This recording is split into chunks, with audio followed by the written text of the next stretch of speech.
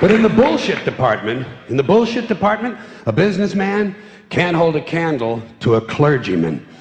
Because I got to tell you the truth, folks. I got to tell you the truth. When it comes to bullshit, big time, major league bullshit, you have to stand in awe of the all-time champion of false promises and exaggerated claims, religion. No contest. No contest. Religion easily has the greatest bullshit story ever told.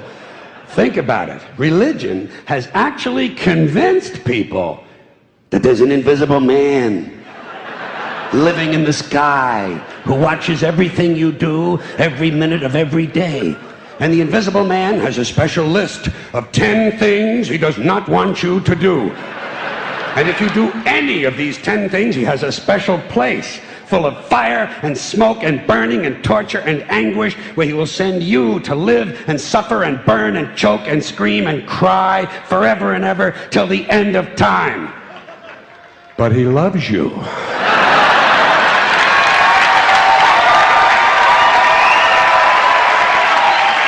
He loves you. He loves you, and he needs money. He always needs money.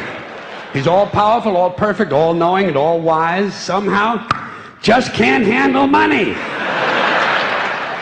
Religion takes in billions of dollars. They pay no taxes, and they always need a little more. Now, you talk about a good bullshit story. Holy shit.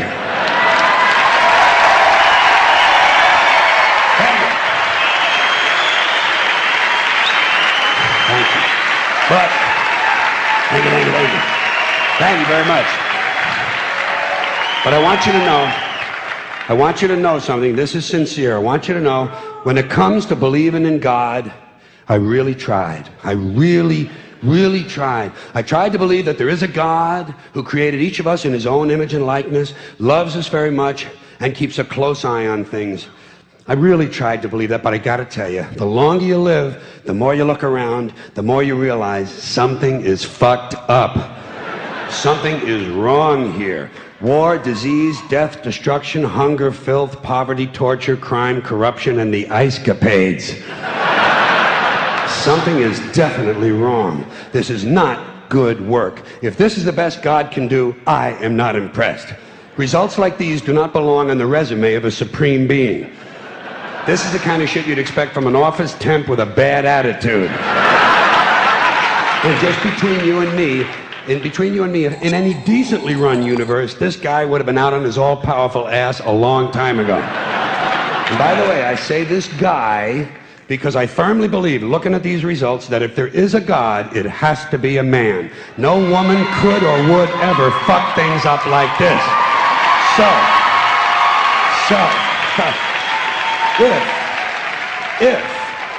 If there is a God, if there is, I think most reasonable people might agree that he's at least incompetent and maybe, just maybe, doesn't give a shit.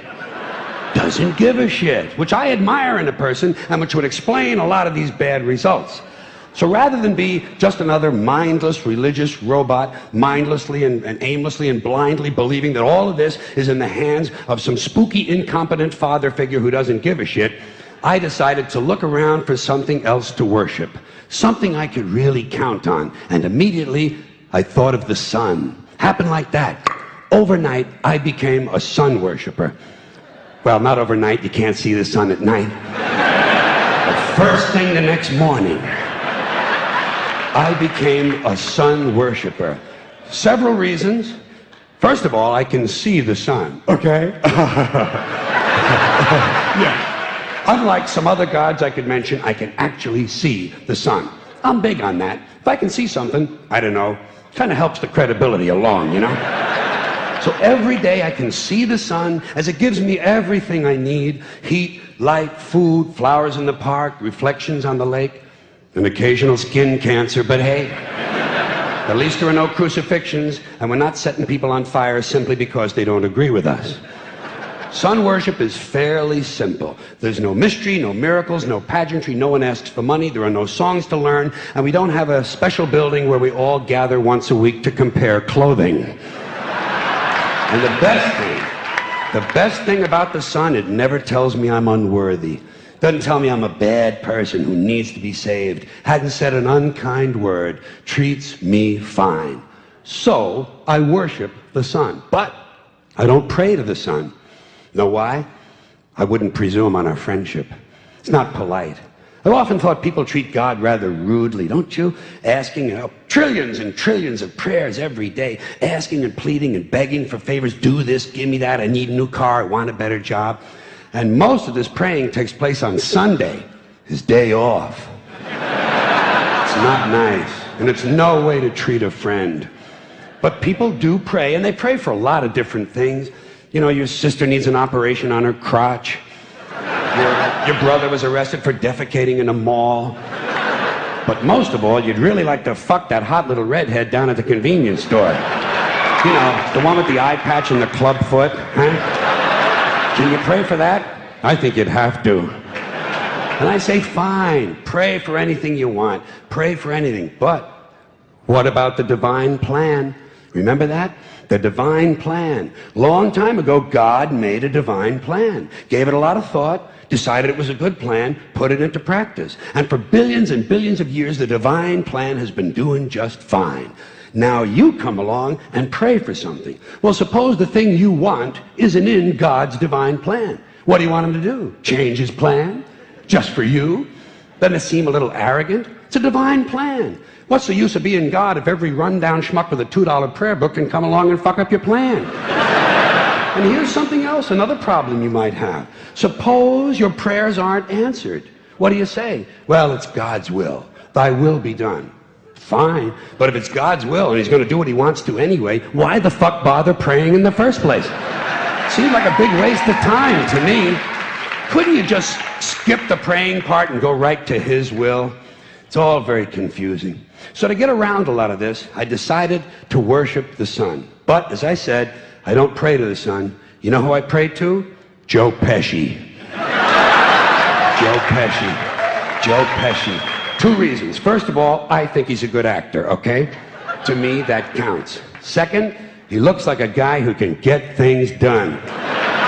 Joe Pesci doesn't fuck around. Doesn't fuck around. In fact, Joe Pesci came through on a couple of things that God was having trouble with. For years, I asked God to do something about my noisy neighbor with the barking dog. Joe Pesci straightened that cocksucker out with one visit. It's amazing what you can accomplish with a simple baseball bat. So I've been praying to Joe for about a year now, and I noticed something. I noticed that all the prayers I used to offer to God and all the prayers I now offer to Joe Pesci are being answered at about the same 50% rate. Half the time I get what I want, half the time I don't. Same as God, 50-50. Same as the four-leaf clover and the horseshoe, the wishing well and the rabbit's foot. Same as the mojo man. Same as the voodoo lady who tells you your fortune by squeezing the goat's testicles. It's all the same, 50-50. So just pick your superstition, sit back, make a wish, and enjoy yourself. And for those of you who look to the Bible for moral lessons and literary qualities, I might suggest a couple of other stories for you. You might want to look at The Three Little Pigs. That's a good one. Has a nice, happy ending. I'm sure you'll like that. Then there's Little Red Riding Hood, although it does have that X-rated part where the big bad wolf actually eats the grandmother, which I didn't care for, by the way. And finally, I've often always drawn a great deal of moral comfort from Humpty Dumpty. The part I like the best, all the king's horses and all the king's men couldn't put Humpty Dumpty back together again. That's because there is no Humpty Dumpty and there is no God. None, not one, no God, never was. In fact, I'm gonna put it this way. If there is a God, may he strike this audience dead. See, nothing happened. Nothing happened. Everybody's okay. All right? Tell you what.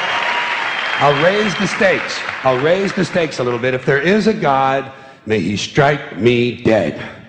See, nothing happened. Oh, wait, got a little cramp in my leg. And my balls hurt. Plus, I'm blind. I'm blind. Oh, now I'm okay again. Must have been Joe Pesci, huh? God bless Joe Pesci. Thank you all very much. Joe bless you. Thank you very much. I appreciate it.